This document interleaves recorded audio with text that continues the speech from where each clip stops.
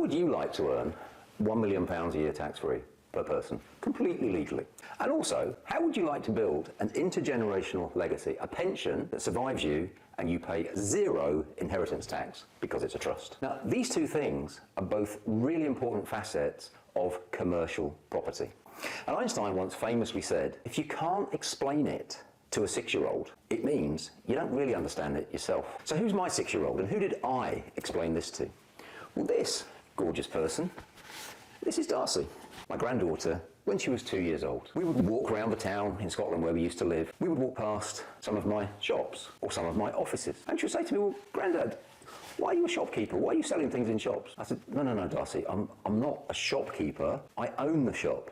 And she didn't really understand. But by the time she was 6, she fully understood I owned the building and I was renting it to the shop. I was able to explain it to my 6-year-old granddaughter, and she now clearly understands that I'm not stood behind the counter selling things. And by the way, I'm not saying there's anything wrong with that as a way of making a living, but it's not particularly passive, is it? For me, wealth is where you receive money in exchange for not working. That is the critical lesson that I've tried to pass on to all of my children and all of my grandchildren.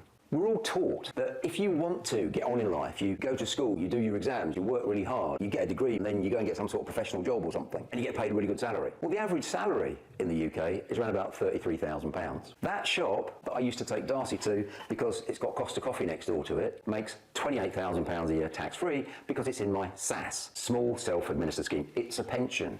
Commercial property could not be more different to residential property. A boiler breaks in residential property, you're paying for it, the landlord. Boiler breaks in commercial property, they're paying for it. She understands that because I have those conversations with her, as well as all my other children and grandchildren. And I'd like to invite you to have a conversation with me about commercial property. And I would like you to very quickly come to grips with the world of commercial property, how simple it is to start, how little money you need, and the fantastic returns that you can make. One of the properties that I own is a 10,000 square foot office block. It's valued at 1.4 million, and income from it is £96,000 a year. Now, to get that one in the first case, I needed £50,000. But when the project was finished, 10 weeks later, I got all that money back. So you really don't need huge amounts of money. And you might be thinking, well, what if nobody wants that office in 10 years' time? Turn it into flats. I've already got planning permission to turn it into 24 flats. The next thing I would like you to do is click on the link below, come along and join me, and let's talk about the wonderful world of commercial property and my online training, and let's all rediscover that wonderful childlike innocence where you find out how simple it is, how you can do it tax-free, and how you can build a multi-generational legacy.